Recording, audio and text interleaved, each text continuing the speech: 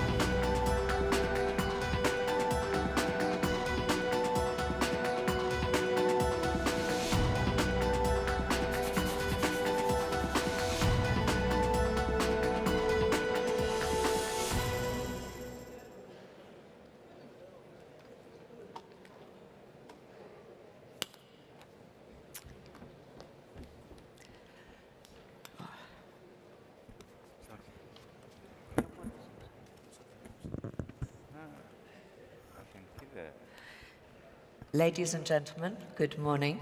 Lovely to see you all here. We have a good house full of people. We have an exciting and fantastic panel today with very illustrious guests. My name is Brigitte Scheffer. I will be the moderator for this session of the Energy Panel. With us, of course, we have, as you've already heard, His Royal Highness Prince Abdulaziz, followed by Dr. Sultan Al-Jaber, who is the Minister of State for the UAE. Next to him, of course, is Rick Perry, Secretary of Energy for the US. And at the end, but certainly not least, Andrew Liveris, who has very many jobs. He's a senior advisor to the Sovereign Wealth Fund, the PIF. He's also on the board of Aramco, and he was the former chairman of Dow Chemicals as well. So thank you very much today for coming, and we will be discussing circular carbon economy. So perhaps I will actually kick off with you, Mr. Perry, if that's okay, Secretary. I would like to ask you really about the reality of this concept. I mean, how feasible is this, really? Yeah, and let me just say thank you for allowing me to come, Your Excellency, and being a part of this. His Royal Highness has been a great and dear friend for some time, and we've enjoyed working together, and his vision, the kingdom's vision here is an appropriate one. I think the population of this conference is a great reflection of what the world thinks about the kingdom and the visions that are being laid out here. This idea of a circular carbon concept is a fascinating thought. It's one of those that probably some people around Your Excellency that has said, I don't think that can happen. I'm not sure that's a good idea. From time to time we get told that. Like 15 years ago they told us that we had found all the fossil fuels there were to find.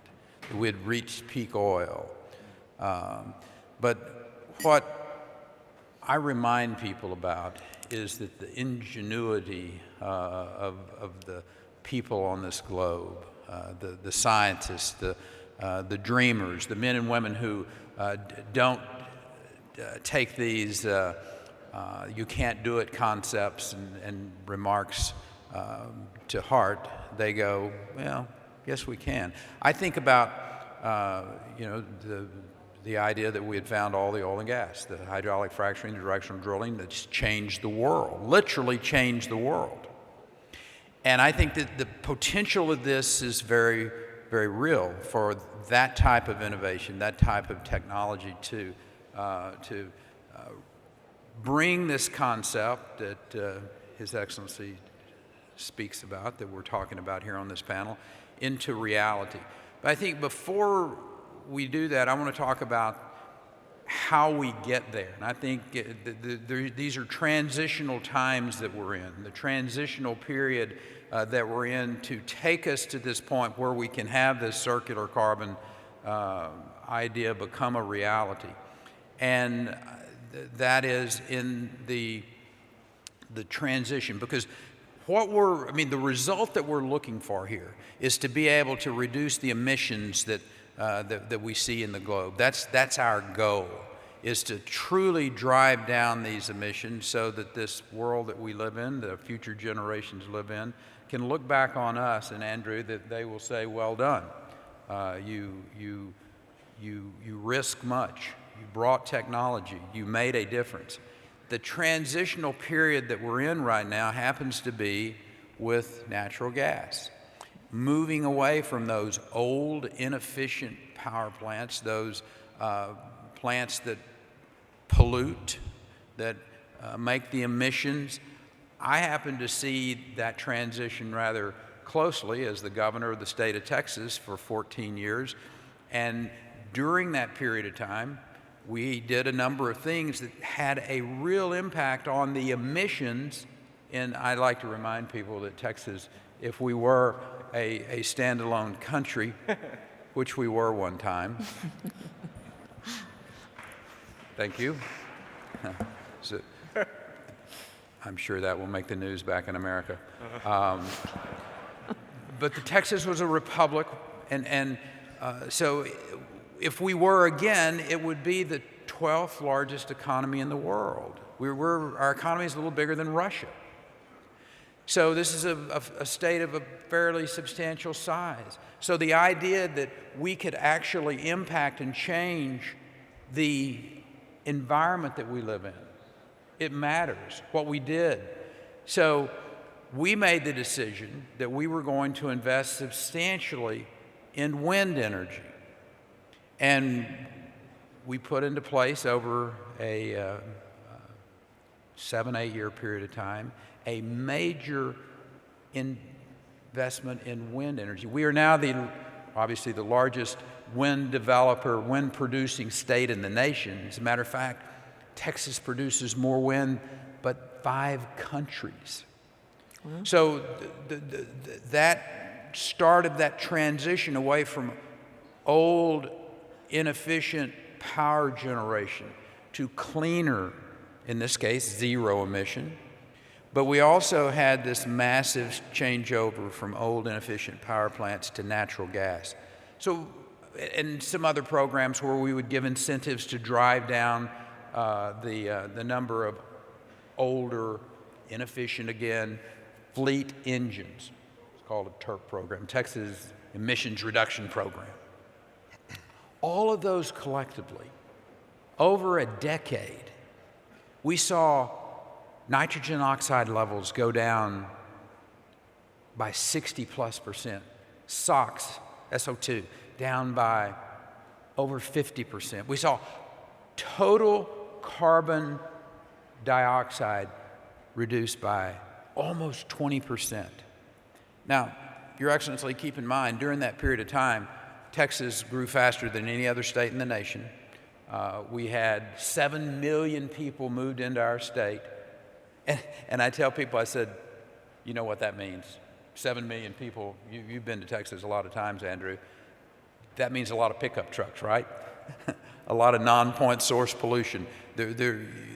All of the conventional wisdom would have said, well, you might have done a good job of creating wealth in this state and jobs, but you've played hell with the environment. But that's not what happened.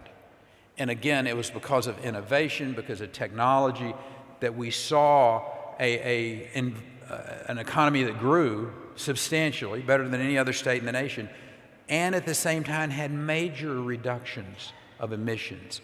And that's our goal here. That's why this vision of a circular carbon environment that we live in has such an appeal, I think, to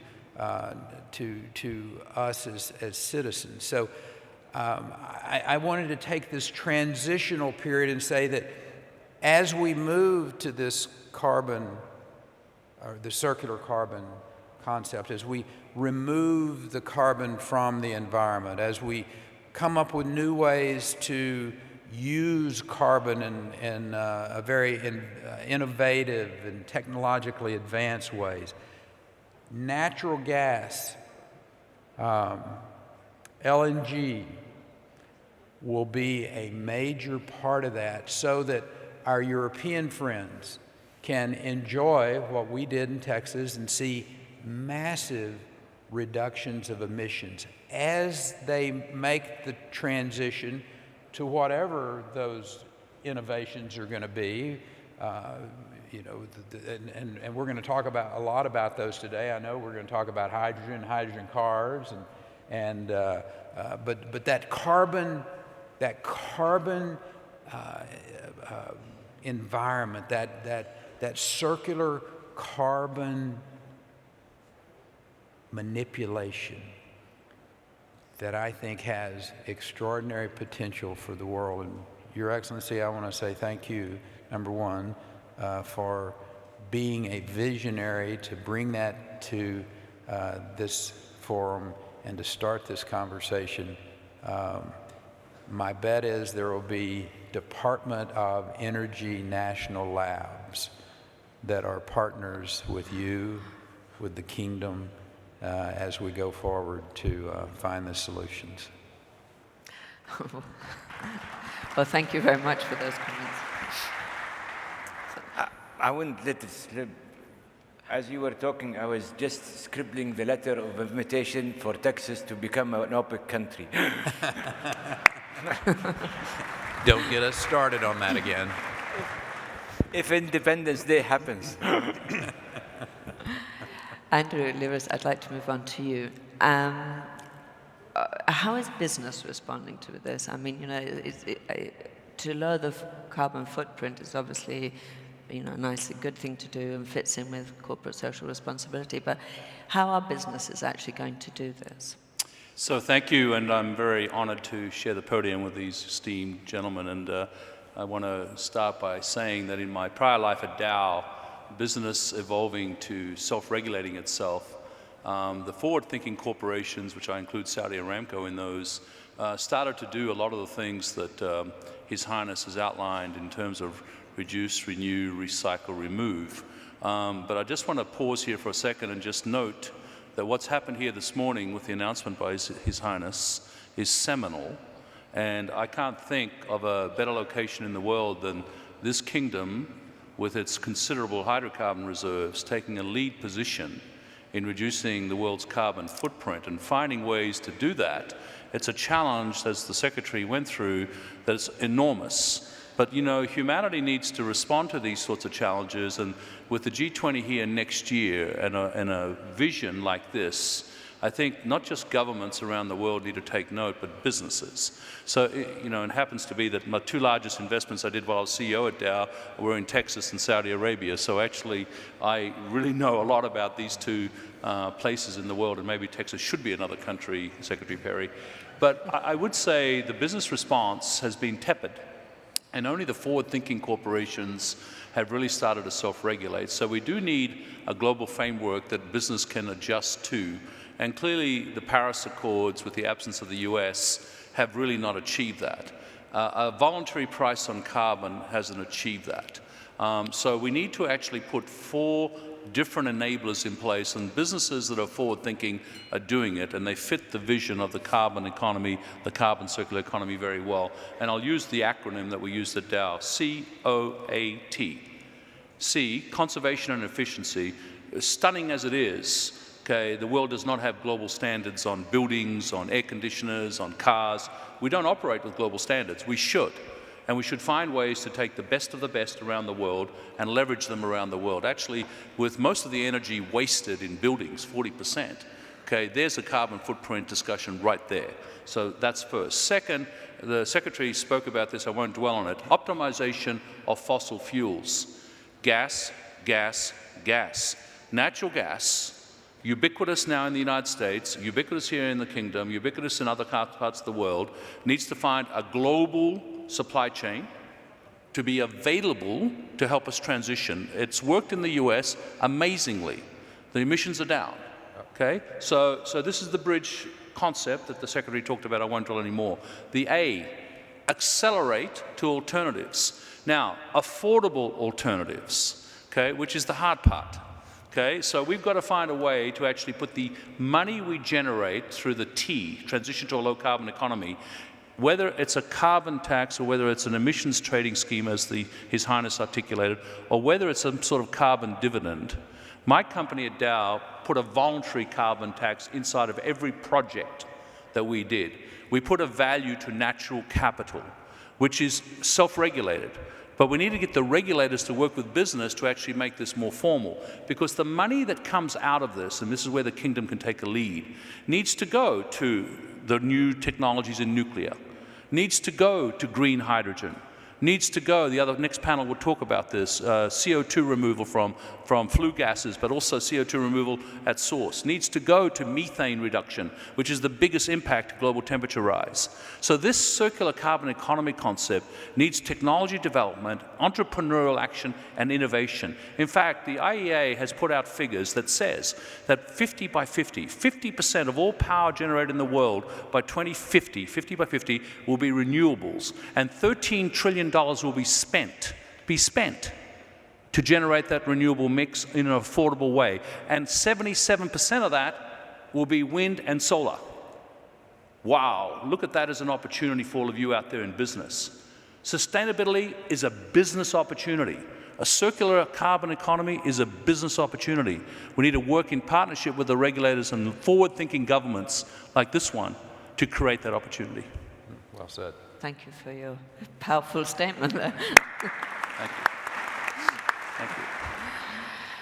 Dr. Sultan, as we are in the region and you are the Secretary of State for the UAE, how does the UAE meet that demand for energy whilst also creating an environmentally friendly environment? Thank you, Bridget.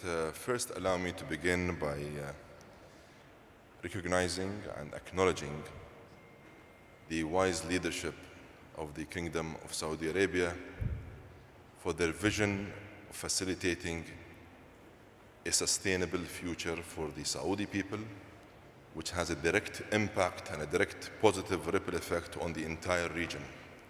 We thank them and we highly appreciate all their efforts. This platform is just an example of how visionary and how progressive this leadership is. This has really become, in a very short period of time, a truly global platform that attracts politicians, decision makers, CEOs, businesses, financiers, technologists from all over the world to convene in Riyadh to address real, serious global issues. In response to your question, allow me first to comment the concept or the vision of His Highness, the Minister, in regards to the circular carbon economy. I find this to be a progressive concept, very bold, and the industry will appreciate such a proactive step being taken by a major oil-producing nation. This, of course, doesn't come as a surprise for me personally. I know quite well how environmental stewardship and mitigating climate change has been an integral part of how Aramco conducts its business.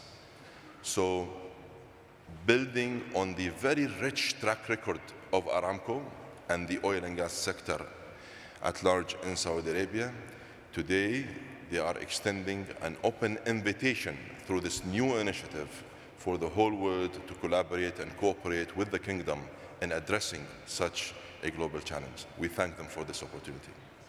Wow. Your Royal Highness, thank you very much, Dr. Sultan. How would you like to carry on that statement about this initiative? Well, I'm very grateful for the kind words I've received, but again, I would like to stress, meet the team that I have the honor of working with. They are the mover and the shakers. I'm merely their mouthpiece. They tell me what to do, they tell me what to read. They are extremely opinionated. They win the day when it comes to arguing, and I enable them to do that. So I'd advise everybody, for any challenge that you meet, make sure that you go bottom up. And make sure that you bring the best and brightest of the young people that have graduated from new universities and have had different education and different training. Give them the chance to make their own future. You could give them a wise counsel here and a wise counsel there, but believe you me, I've learned from them. And what is more important for us to recognize is that because it is their future, not ours, giving them the ability to handle their own future, to make their own future, and to enable them to do that with an ecosystem that can bring the best of them would be the very best base for attending and reaching out to solutions to mitigate or solve any future problem. These things are not going to be happen by me or Secretary Barry.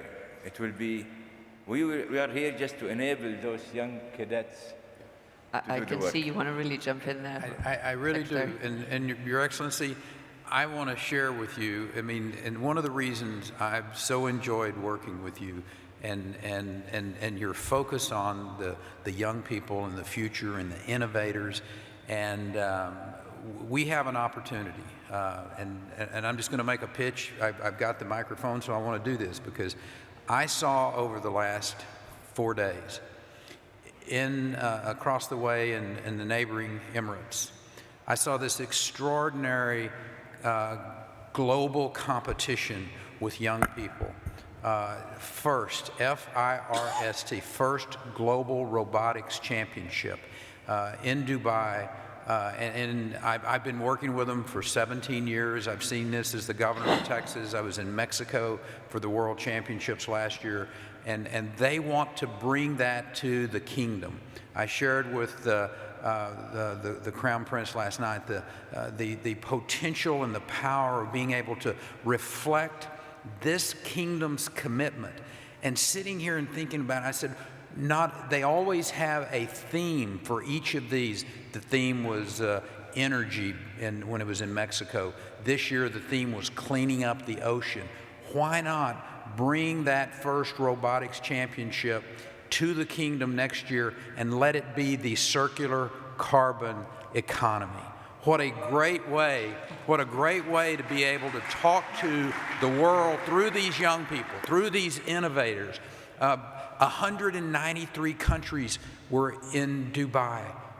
I mean, from my perspective, this could be the great way not only to show the world what the kingdom's doing, what it's focusing on, but really the pipeline of these young men and women that are going to be engineers, that are going to be scientists, that are going to be the next level of innovators. So I know that's a little off script here, but I'm just sitting here thinking about it and seeing and knowing what's going on here.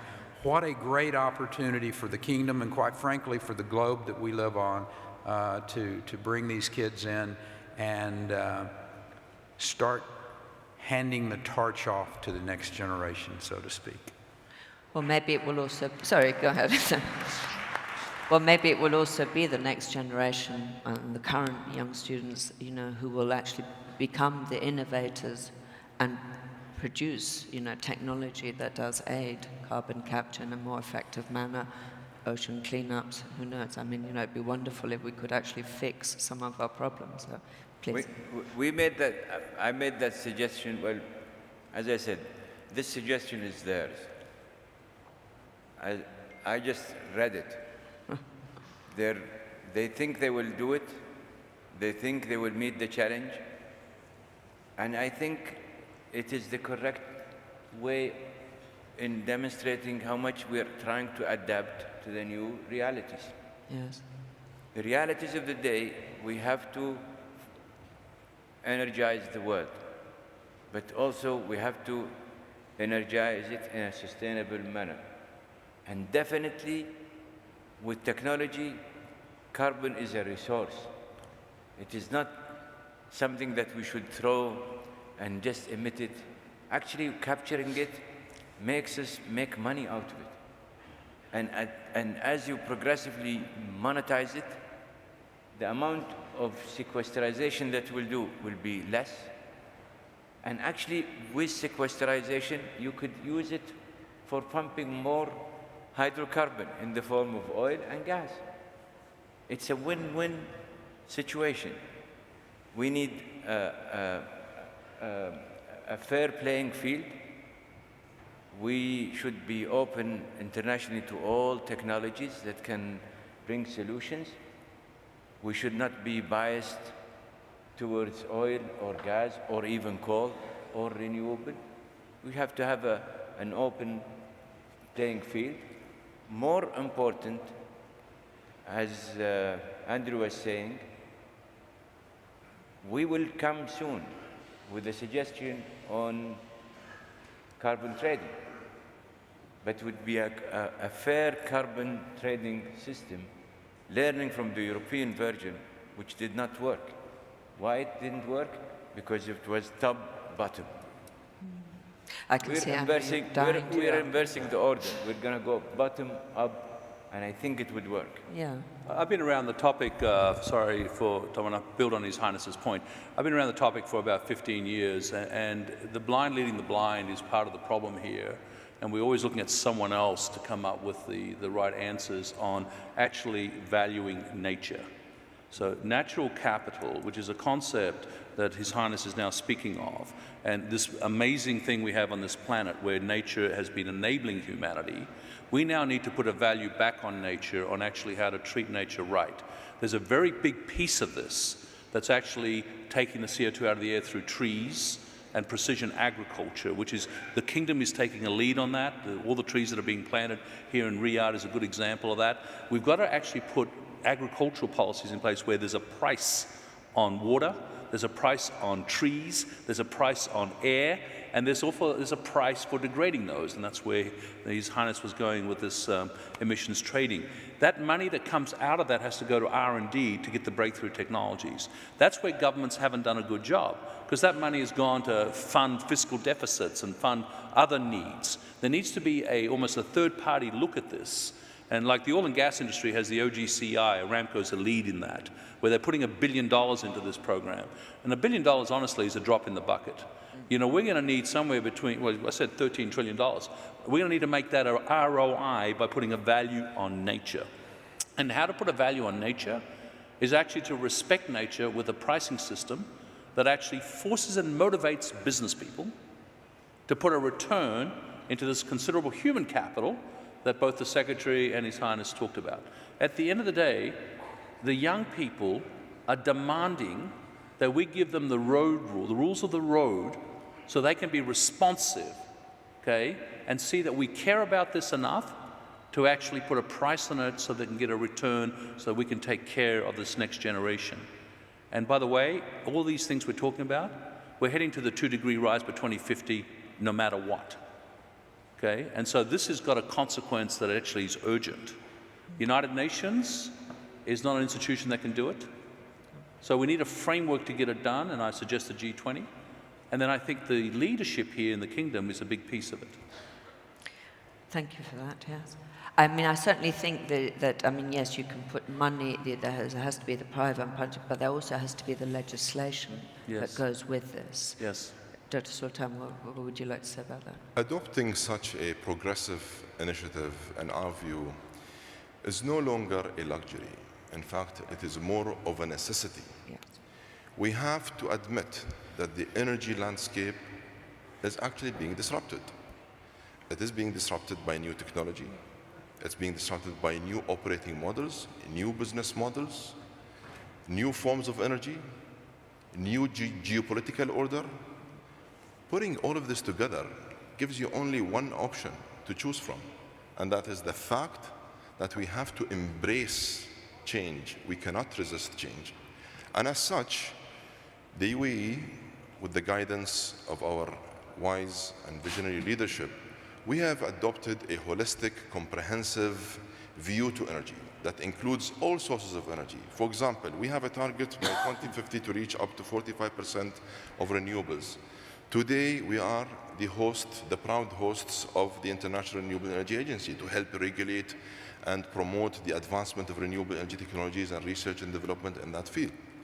We are the home of the two largest solar power plants in the world, one in Dubai at Sheikh Mohammed bin Rashid's solar energy complex, and the other one is Noor Abu Dhabi in Abu Dhabi. And we continue to pursue pushing the envelope in terms of advancing technology by increasing its efficiency and reducing its cost. The fact that Abu Dhabi, a few years ago, launched the first ever carbon capture and storage facility.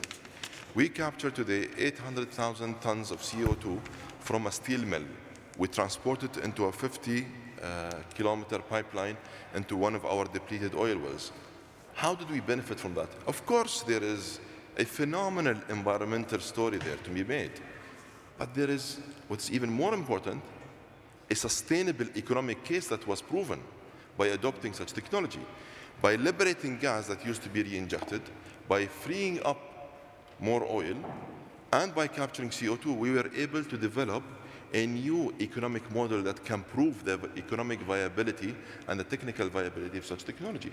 And we are very much supportive of scaling up CCS. There is no other place in the world that can help advance CCS technology than this part of the world. So we believe that there is a unique opportunity here in the kingdom for CCUS. In fact, I believe you are in the UAE. It's the first carbon capture facility of the whole region. So that's a fantastic innovation. Well, not innovation, but at least you're leading with this, and the rest of the region, I'm sure, will follow suit. Secretary, you look like you wanted to say something there. Minister Mazrui was one of the real leaders on this. I think one of my first trips to the Middle East as secretary, I came and we signed an agreement on carbon capture. And so, you know, I think we've got Petronova over in Houston doing the same type of thing. This is kind of now accepted concept, accepted innovation. What I'm interested in, Andrew, is to kind of talk a little bit about some of the things that are going on, you know, talking about this carbon, circular carbon environment that we're going towards is on the hydrogen side, and some of the ways to maybe take the carbon out of the air and then let that become hydrogen that in turn becomes a fuel for the future. You want to take a shot at? Yeah. I mean, so the secretary and I have worked together for a long time, and I've always been stunned and amazed every time I'm with him how he's an innovator first, you know, and a Texan maybe is by nature an innovator. And we had a long chat about hydrogen. So I'm on the advisory board of NEOM, and NEOM's got a large project in hydrogen that is actually, in my view, if we can crack the nut on green hydrogen, we will take the carbon issue off the table. Because I totally get this notion of gas and natural gas, LNG being the transition fuel. I'm totally bought into that. But let's say in a 10-year time frame, okay, we take, in essence, brown or black hydrogen, which is really where we get hydrogen today is out of refineries, and it's this old technology, but that's available. There's a hydrogen pipeline in the US, in Texas. From Louisiana to down 500 miles. Right, and so the hydrogen as a fuel for fuel cells, for cars, and ultimately to replace the other issue we haven't spent much time talking about, which is batteries, and what we're going to do about batteries. And maybe you can talk on that, I can ask you a question back. But certainly on the hydrogen point, just to complete it, we need to develop these prototypes where we can scale hydrogen out of water. And we need a purity of water that is going to take power consumption, so we need to solve that. We need to electrolyze water, which is available technology, and scale it. And then we need to convert hydrogen to a product that can be shipped, like methanol or ammonia urea. But in the meantime, we're working on technologies to actually ship hydrogen itself. And in Japan, this is a big deal. There's a lot of money being spent on importing hydrogen. In fact, they've already imported their first hydrogen from brown coal in Australia. So I would tell you that the hydrogen economy, if you haven't caught the buzz on this yet, Go do some investigation. I actually think countries need to adopt that strategy. I'm very happy to see this in Saudi Arabia with NEOM, and I think the United States is doing work on this too, Mr. Secretary. But the battery question is also a big one. Maybe if I could take the role of moderator as well. Go ahead. What Andrew and I were talking about backstage is that obviously EVs and electric cars are going to be very much a part of our future. What did you say that? Well, 25% of all cars will be EVs by 2030. So we got some work to do. So we're electrifying. And so we have some work to do in a lot of different things, but one of them is obviously in battery. We're doing a lot of work at the Department of Energy on battery storage. I tell people, I said, that's kind of the holy grail of this whole energy thing. If we're able, Dr. Sultan, to be able to find the way to store this energy long-term in commercial ways, then that's really going to be a game changer. But for the vehicles, for EVs, and the limiting factor, or one of the limiting factors at this particular point in time, is the supply of lithium. How do we manage to find lithium in the volumes that we do and environmentally produce it?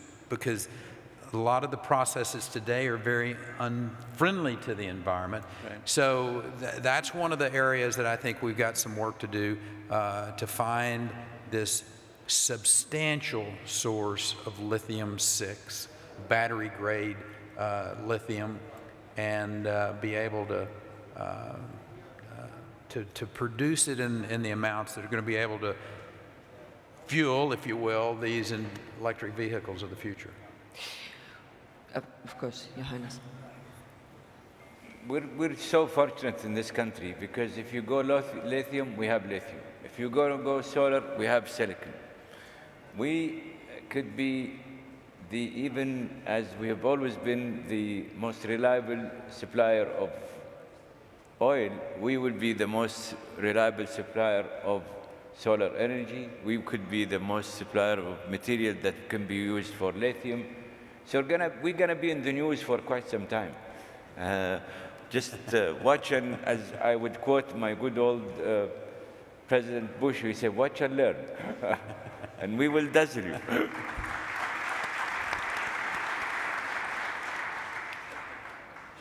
Well, we're coming to the end of our panel. I have maybe one more question I'd like to throw out here to you. It's up for grabs who wants to answer this.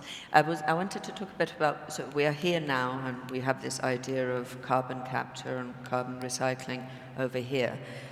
Between here and now, what about the legislation? How is that going to be enforced? Also in a world that is increasingly globalized, where products are made here, sold here, added onto there, blah, blah. How is the legislation going to work around this particular concept? Well, as I said, we're launching this commensurate with our G20 being the host of the forthcoming G20. We're hoping that the G20 adopt that thing. Global problems have to have a global solutions. Yes. And it has to come in a multifaceted ways. It should be everything, the governments, the industry, the research institution, and there has to be a kind of an arrangement where it can plug everybody into a holistic way of attending to this issue. Certainly this concept would never move forward without enablers. Enablers that generate a kind of an ecosystem for it to prosper and grow, but the most important enabler in all of this is that sense of, as the French would say, égalité, which is an egalitarian approach of who is responsible about what and what share one needs to assume responsibility for, and sharing, as we always tell our kids, sharing is caring. So there has to be a kind of a sharing concept where people, as they participate in these endeavors, they will have that sense of ownership and ability to benefit from it. So, in my view, or in my opinion, a global understanding is very much needed and, in fact, required. Having said that, a local understanding must be custom tailored to cater for that specific market, for that specific regulatory framework, and for that specific capability that can cater for the advancement of finding a solution to address such a global challenge. At the same time, we need to make sure that we need to start bridging the gap between producers and consumers, as well as having a true, genuine understanding that we must embrace the fact that our industry is being disrupted, and instead of resisting it, we should embrace it and come up with real, true solutions centered around customers and true partnerships model. Secretary. Congress and other deliberative bodies, they almost always want to be led. So I think to address your question directly is that the leaders of this world, it's His Royal Highness, it's the President of the United States, it's the leaders of our respective countries coming together. I think it's why the G20 is so important on this issue, for them to come together to as a global community, talk about why the environment is so important, talk about the results. I'm very proud of what the United States has done over the last decade in the reduction of emissions and how we got there, and try not to get torn apart over these side discussions, but here are the results that are really working and how they can take us forward, how this concept of a circular carbon economy can become a reality. And I think when our leaders really embrace this, when they passionately go forward with it and lay out real results that are the object here, then we'll make the type of progress that His Excellency has brought forward today. Maybe, I don't know if this is the final word, but I don't want to end with pessimism on this question, but I think there's an optimistic trend occurring in the world of business. The Business Roundtable in America recently said that all stakeholders matter, not just shareholders, and that shareholders are becoming activists on ESG factors, and KPIs are being insisted that you have to have an answer to your footprint on the planet. And I think this new push by business is actually maybe will go ahead of the regulators even. I don't think every country in the world, if you look at the carbon footprint issue on coal will peak in India by 2038 in terms of building coal-fired power plants. Same in China, 2027 is the IEA's forecast. So the developing world is going to say, look, it's not our fault. You know, Brazil's going to say, hey, I need the rainforest to feed my people. So you're going to have opting out by some very large jurisdictions. So you've got to have the opt-in. You've got to have the forward-thinking countries that can lead the G20, like this country, like the Emirates, and really let the innovators in those countries and the forward-thinking corporations help the regulators come up with the right pricing mechanisms to send the right signals. I think business is waiting for that by jurisdiction, and the lead countries that do it will get the investments. They'll get them in solar, they'll get them in wind, as we've already heard from His Excellency, and here, His Highness. They will get it in green hydrogen, they'll get it in CO2 removal, and that business opportunity will beget the regulation. So maybe that's a little more mercantile than we are expecting, but to wait for governments to all get together and sing kumbaya around a circle on the right carbon price around the world, forget it. Of course, go ahead. We're going to go ourselves with the word, without the word. We would like,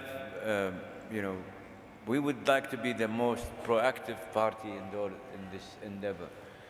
We would like to become the model, and we shall, and setting the model, getting people to see it, getting people to realize that you have succeeded with it would be probably the best way to proceed with it first. Well, we're running out of time, and I know it's been a lot. We're already over schedule already at the start of the day. So, thank you very much for my panelists here. It's been a very, very enjoyable talk, and a special thank you to you, Your Royal Highness. And I hope you enjoy the rest of the day. Thank you very much.